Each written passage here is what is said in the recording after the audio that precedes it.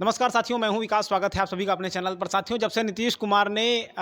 India गठबंधन का दामन छोड़कर एनडीए का दामन थामा है, तब से ऐसा लग रहा है कि कांग्रेस की लंका लग गई है। क्योंकि जिस तरीके से कांग्रेस में लगातार बगावत के सुर उठ रहे हैं, इंडिया गठबंधन में बगावत के सुर उठ रहे हैं, उनके अलग अलग नेताओं के बयान आ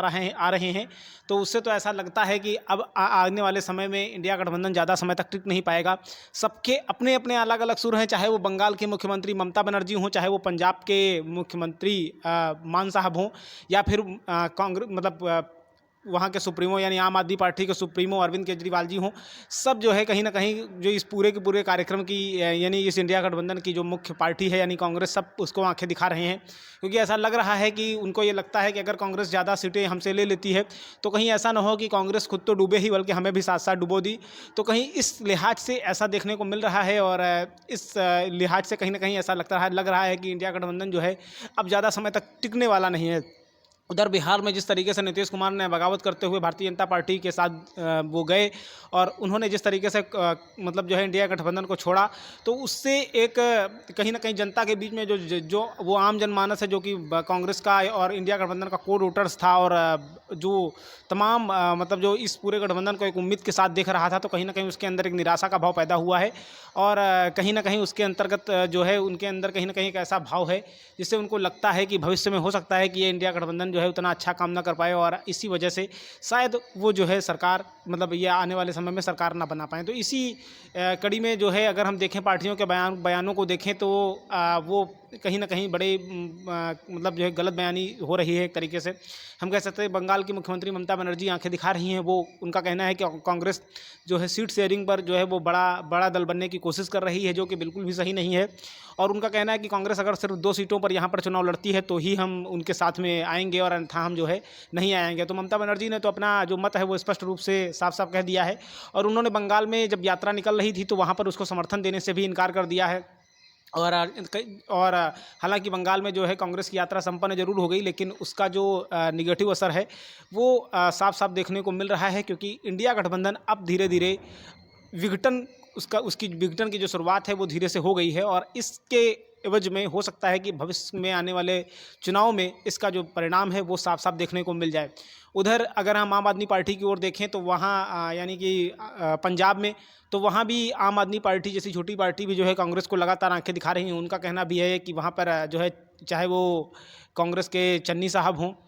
या फिर जैसा कि जिस तरीके से अमरिंदर सिंह थे उन्होंने कांग्रेस को छोड़ा था, तो बड़े बड़े नेताओं का वहाँ पर भी ये भाव है, और शायद इस वजह से उनके अंतर्गत एक निराशा का भाव उन्हें दिखाई दे रहा है, और वो भी कांग्रेस को ज़्यादा सीटें देने को लेकर के एक्टिव नहीं दिख रहे हैं। और उनका कहना है कि हम कांग्रेस को ज़्यादा सीटें नहीं देंगे, बल्कि अगर कांग्रेस यहाँ पर चुनाव लड़ना चाहती है तो वो अपनी न्यूनतम सीटें तय करे, उसी के आधार पर हम कांग्रेस का भविष्य यहाँ पर देखेंगे। तो इंडिया गठबंधन लगातार जो है इस पूरे के पूरे महासंग्राम में घिरता हुआ दिखाई दे रहा है, और एक तरीके से टूट की उसकी जो कगार है उसकी तरफ लगातार बढ़ रहा है। नीतीश कुमार ने कल जिस तरीके से पार्टी छोड़ी, और पहले वो क्योंकि उनके अंदर एक लालच कहीं ना कहीं था कि उन्हें जो है प्रधानमंत्री पद का दावेदार बनाया जाएगा, लेकिन जब उनकी उम्मीदें कांग्रेस के आगे फीकी हुई नजर आई, उन्हें लगा कि हम शायद इस पूरे के पूरे घटनाक्रम पूरे के पूरे इस गठबंधन में मुख्य चेहरा नहीं हो पाएंगे, तो अंततः उन्होंने चुपचाप गठबंधन को छोड़ना ही बेहतर समझा। और ये इंडी अलायंस यानी कि ये जो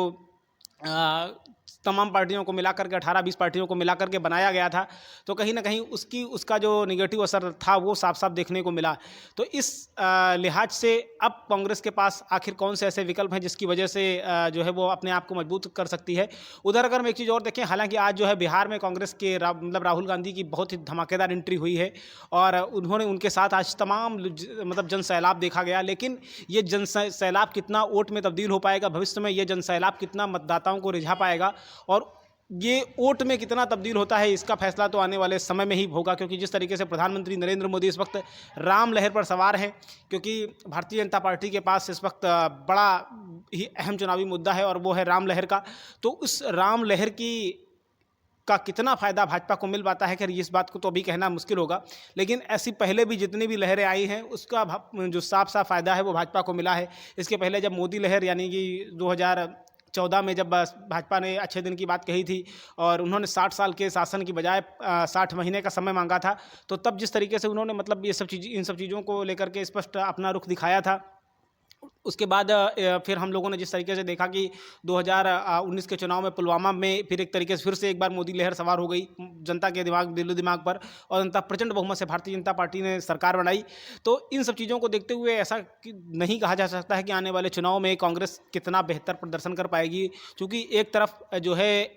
एनडीए का जहाज है और दूसरी तरफ कांग्रेस की छोटी छोटी नावों को लेकर के एक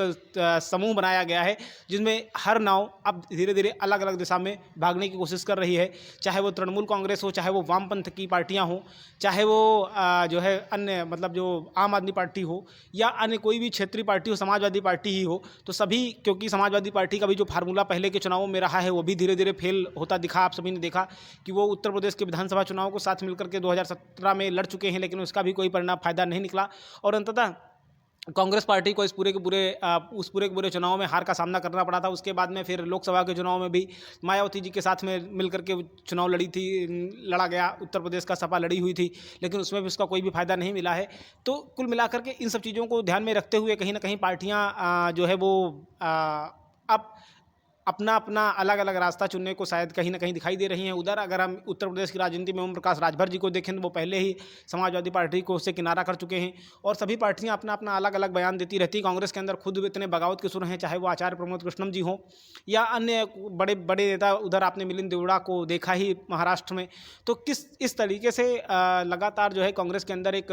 विघटन की स्थिति खुद ब खुद बनी हुई है, और ये विघटन किस हद तक जाता है ये तो खैर हम नहीं कह सकते हैं, लेकिन कहीं ना कहीं इस पूरे के पूरे राजनीतिक घटनाक्रम में, इस पूरी की पूरी राजनीति में एक बात तो साफ दिखाई दे रही है कि कांग्रेस के लिए आने वाला समय उतना सरल नहीं होगा जितना कि उसे दिखाई दे रहा है।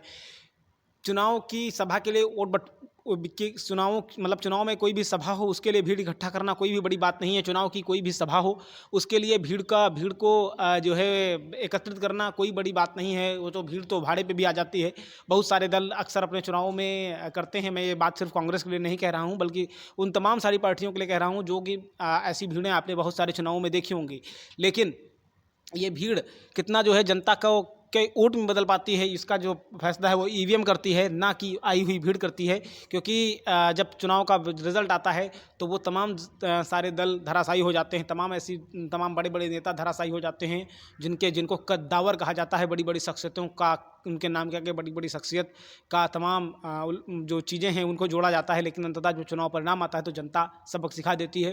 तो ऐसे में चाहे वो भारतीय जनता पार्टी हो या फिर कांग्रेस हो,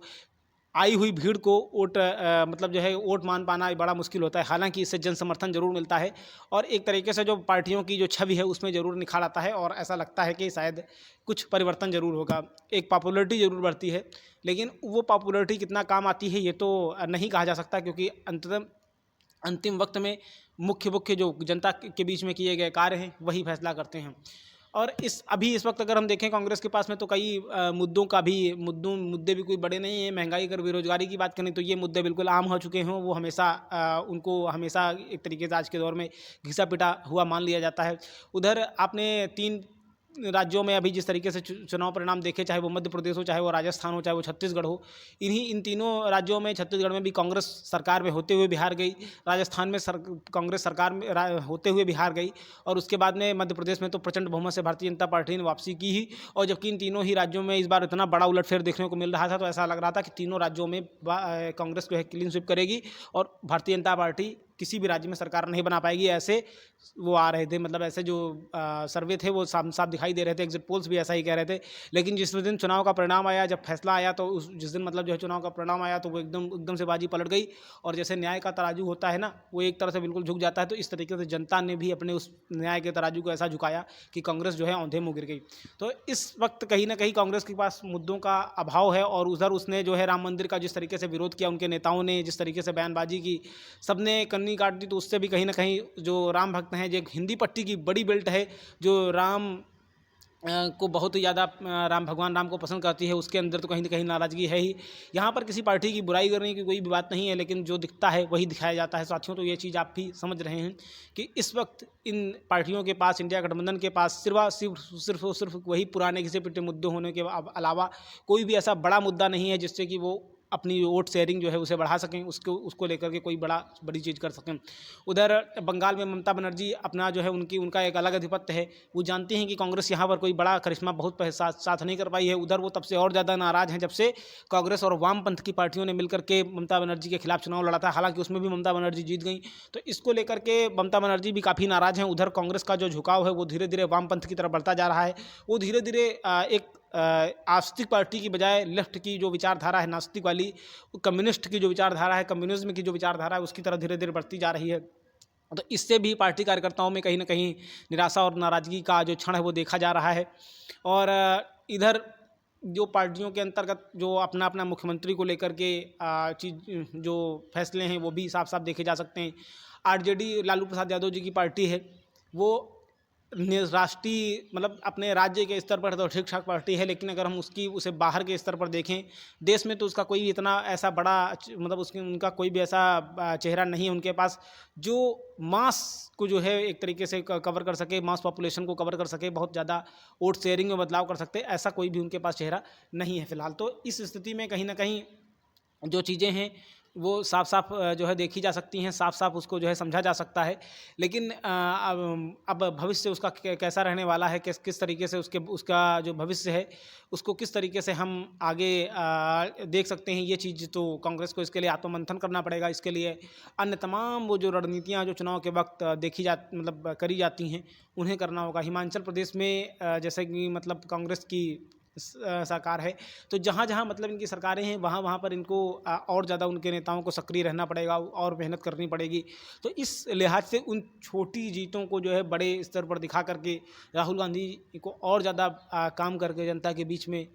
कुछ बड़े मुद्दे ला करके अभी ठोस काम करने की ज़रूरत है, जिससे कि इंडिया गठबंधन बना रहे और इनके जो नेता हैं वो प्रधानमंत्री नरेंद्र मोदी, आप या यूँ कहें कि भारतीय जनता पार्टी के इस जहाज़ को, भारतीय जनता पार्टी रूपी जहाज़ को के सामने वो कुछ कड़ा मुकाबला कर सकें। क्योंकि इस स्थिति में अगर कांग्रेस अपना संयम खोती है तो निश्चित रूप से उसे भविष्य के चुनाव में वोट बैंक का काफ़ी तगड़ा नुकसान झेलना पड़ सकता है। तो फिलहाल देश की राजनीति गर्म है, और चाहे वो शिवसेना हो महाराष्ट्र की या फिर जो है वो कांग्रेस के नेता हों या अन्य तमाम जो छोटी छोटी पार्टियां हैं, वो भले ही नीतीश कुमार को ऊपर जो है वो आरोप लगा रहे हों, लेकिन